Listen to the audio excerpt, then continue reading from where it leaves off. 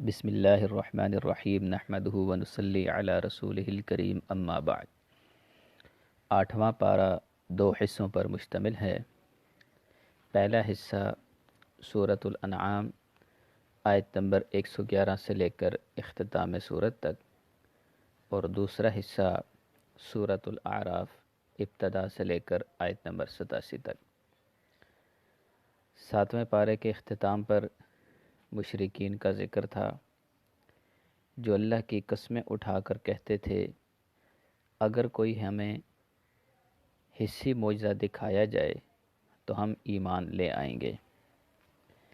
اس پارے کے آغاز میں اللہ تعالیٰ نے بتایا کہ یہ اس قدر ضدی قوم ہے کہ اگر ہم فرشتوں کو ان کی طرف نازل کریں، وَلَوْ أَنَّنَا نَزَّلْنَا إِلَيْهِمُ الْمَلَائِكَةَ وَكَلَّمَهُمُ الْمَوْتَى، اور مردے بھی زندہ ہو کر ان سے باتیں کرنے لگیں، الغرض ان کا ہر مطالبہ پورا کیا جائے تو پھر بھی یہ ایمان نہیں لائیں گے۔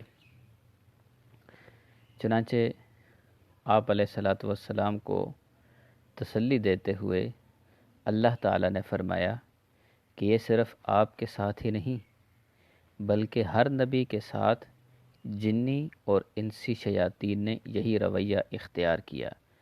وَكَذَلِكَ جَعَلْنَا لِكُلِّ نَبِيٍّ عَدُوًّا شَيَاطِينَ الْإِنسِ وَالْجِنِّ يُوحِي بَعْضُهُمْ إِلَى بَعْضٍ زُخْرُفَ الْقَوْلِ غُرُورًا۔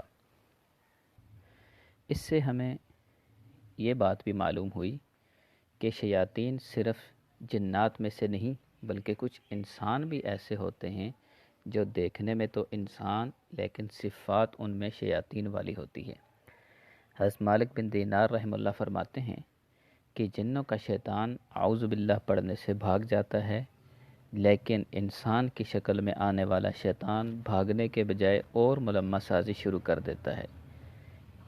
ان کی پہچان کثرت سوالات ہے۔ اللہ تعالیٰ نے اس امت کو کثرت سوال سے روکتے ہوئے فرمایا، ام تريدون ان تسألوا رسولکم کما سئل موسیٰ من قبل۔ اس کے بعد آیت نمبر 116 میں فرمایا، وَإِن تُطِعْ أَكْثَرَ مَنْ فِي الْأَرْضِ يُضِلُّوكَ عَنْ سَبِيلِ اللَّهِ إِن يَتَّبِعُونَ إِلَّا الظَّنَّ وَإِنْ هُمْ إِلَّا يَخْرُصُونَ۔ اس آیت کریمہ سے جمہوریت کی نفی ہوتی ہے۔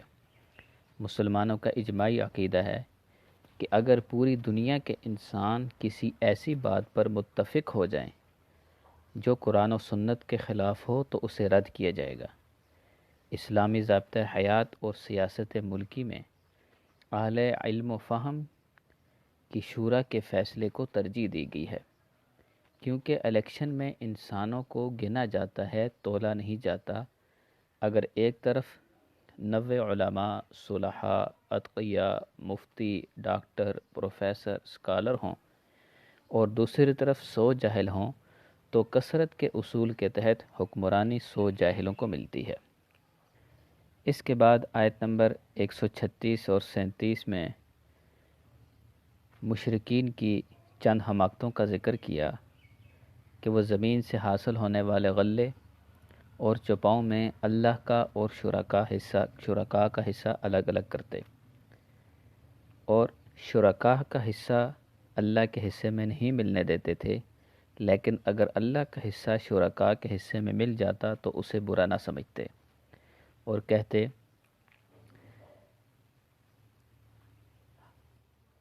ھذا لشرکائنا فقالوا ھذا للہ بزعمہم وھذا لشرکائنا فما کان لشرکائہم فلا یصل الی اللہ وما کان للہ فہو یصل الی شرکائہم ساء ما یحکمون۔ اور اسی طرح 137 نمبر میں بتایا کہ اپنی بیٹیوں کو فقر یا عار کی وجہ سے قتل کرتے تھے۔ اسی طرح انہوں نے کچھ چوپاؤں کو مختلف قسموں میں تقسیم کر رکھا تھا۔ بعض کاہنوں اور مذہبی پیشواؤں کے لیے مخصوص تھے، بعض پر سوار ہونا اور کسی طرح سے فائدہ اٹھانا جائز نہیں سمجھتے تھے، اور بعض کو بتوں کے نام پر ذبح کرتے تھے۔ اور آیت نمبر 139 میں بتایا کہ چوپائے کا بچہ اگر زندہ پیدا ہوتا تو اسے عورتوں کے لیے حرام سمجھتے اور کہتے وقالوا ما فی بطون هذه الانعام خالصۃ لذکورنا ومحرم علی ازواجنا، لیکن وَإِن يَكُن مَيْتَةً فَهُمْ فِيهِ شُرَكَاء، اگر وہ بچہ مردہ پیدا ہوتا تو دونوں کے لیے حلال سمجھتے۔ اس کے بعد اللہ تعالیٰ نے آیت نمبر 141 سے 144 تک اپنی دو نعمتوں کا ذکر فرمایا۔ وَهُوَ الَّذِي أَنشَأَ جَنَّاتٍ مَعْرُوشَاتٍ وَغَيْرَ مَعْرُوشَاتٍ، زمین سے اگنے والی اور دوسری جانوروں کی اقسام، ان کو ذکر کر کے فرمایا کہ حلال اور حرام کا اختیار صرف اللہ کے پاس ہے۔ جو اپنی طرف سے حلال کو حرام قرار دے رہے ہیں وہ اللہ پر جھوٹ باندھتے ہیں اور لوگوں کو گمراہ کرتے ہیں۔ اس کے بعد آیت نمبر 151 سے لے کر 153 تک اللہ تعالیٰ نے 10 ایسی وصیتیں بیان فرمائی جن پر ساری آسمانی شریعتیں متفق ہیں اور تمام ادیان ان پر عمل کی دعوت دیتے ہیں۔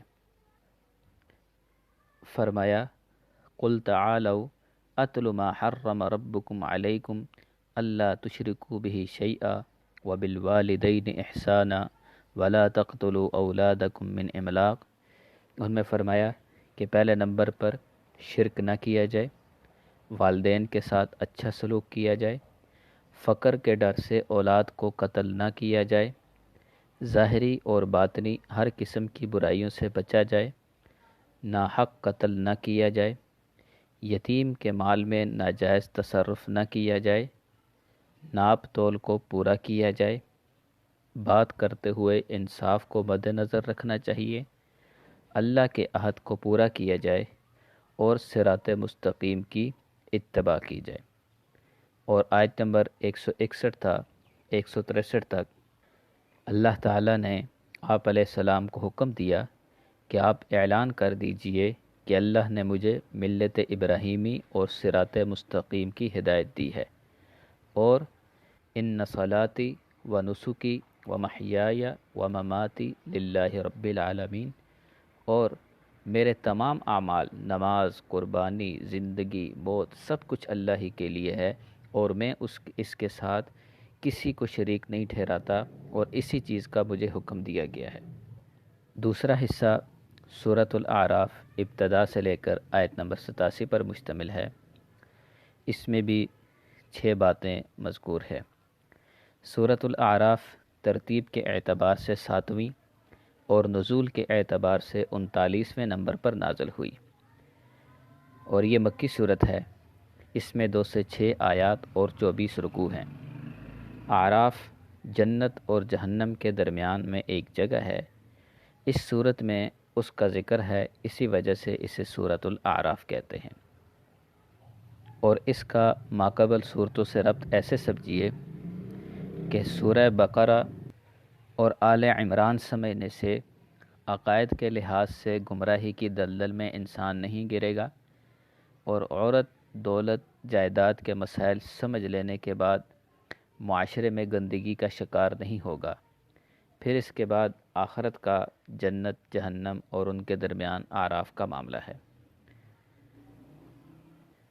سورت کی ابتدا میں دائمی معجزہ قرآن پاک کا ذکر کیا، اور اللہ تعالیٰ کے انعامات میں سے ایک انعام وَلَقَدْ مَكَّنَّاكُمْ فِي الْأَرْضِ وَجَعَلْنَا لَكُمْ فِيهَا مَعَائِشَ قَلِيلًا مَا تَشْكُرُونَ، انسانوں کو زمین میں ٹھکانہ دیا اور اس میں معیشت کا بندوبست کیا۔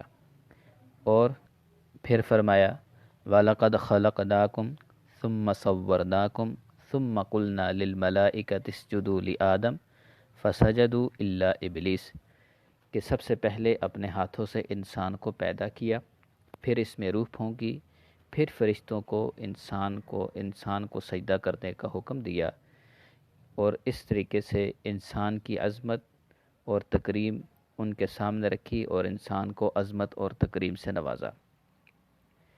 اس صورت کی ایک خصوصیت یہ ہے کہ اللہ تعالیٰ نے اس صورت میں 4 بار انسانوں کو یا بنی آدم کہہ کر مخاطب کیا ہے۔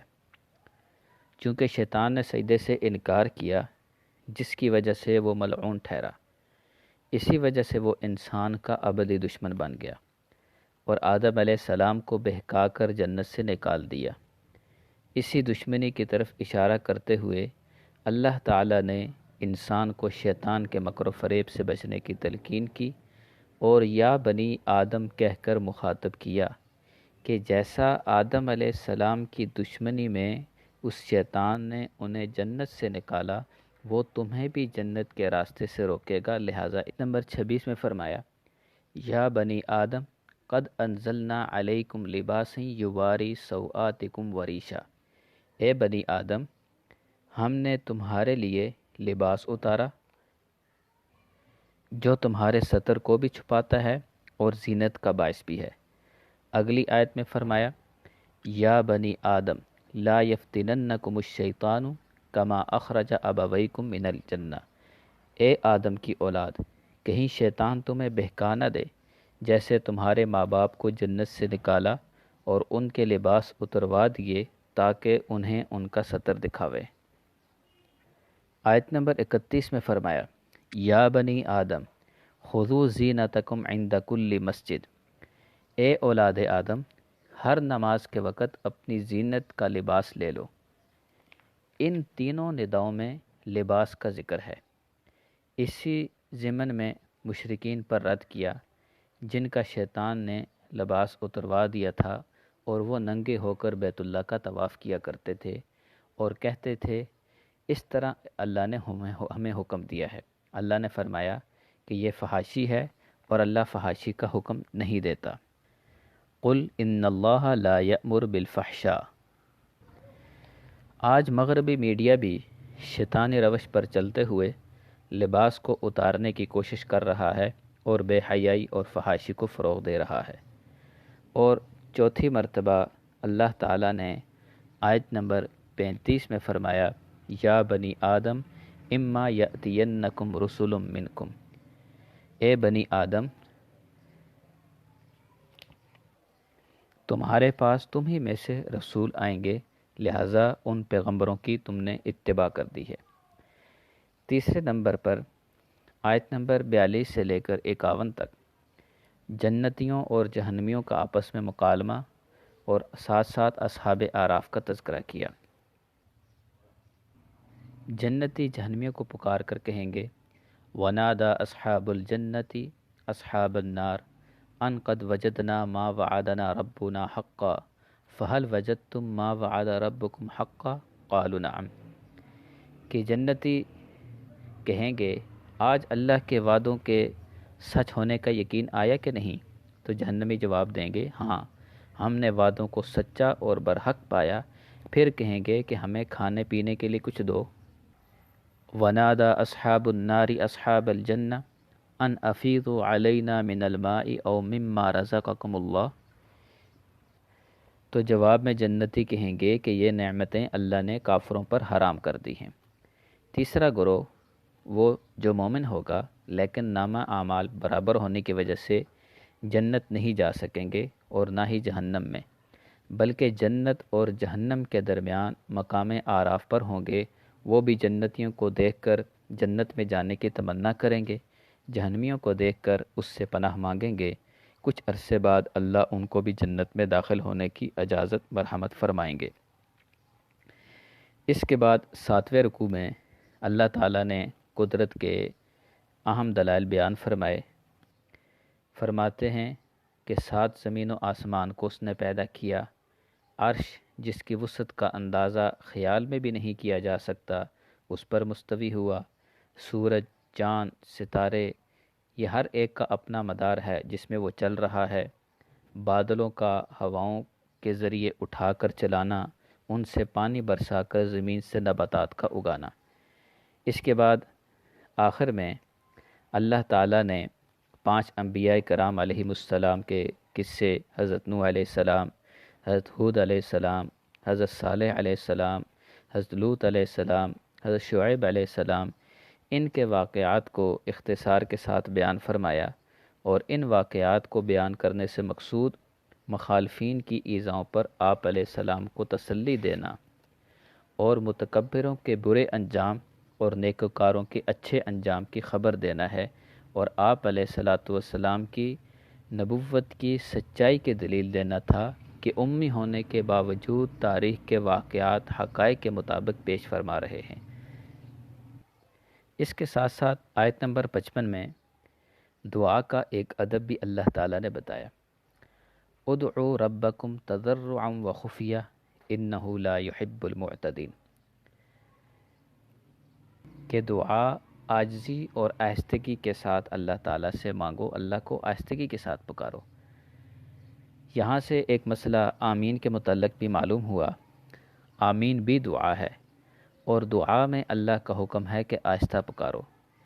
احادیث میں بھی ہے، فلما قرأ غیر المغضوب علیہم ولا الضالین قال آمین خفض بها صوتہ، کہ جب آپ علیہ والسلام نے نماز میں آمین کہی اور اس صورت میں اس وقت ان کی آواز بہت پست رکھی۔ آمین اگر دعا نہ بھی ہو تو پھر ذکر ہے، اور ذکر کے متعلق بھی یہی حکم ہے۔ سورہ اعراف کی آیت نمبر 205 میں ہے، وَاذْكُرْ رَبَّكَ فِي نَفْسِكَ تَضَرُّعًا وَخِیفًا، کہ اللہ کا ذکر دل میں کرو، پس آمین آہستہ کہنی چاہیے۔ جہاں اونچی آمین ثابت ہے وہاں تعلیماً ہے کہ نبی علیہ السلام نے کسی نماز میں اونچی آواز میں آمین کہی تو وہاں تعلیماً ہے، مطلب کبھی کبھار آپ علیہ السلام نے اونچی آمین کہی تاکہ صحابہ کو معلوم ہو جائے کہ یہاں آمین کہنا ہے۔ اللہ تعالی ہمیں قرآن پاک کو سمجھ کر اس کے مطابق عمل کرنے کی توفیق عطا فرمائے۔ وآخر دعوانا ان الحمد للہ رب العالمین۔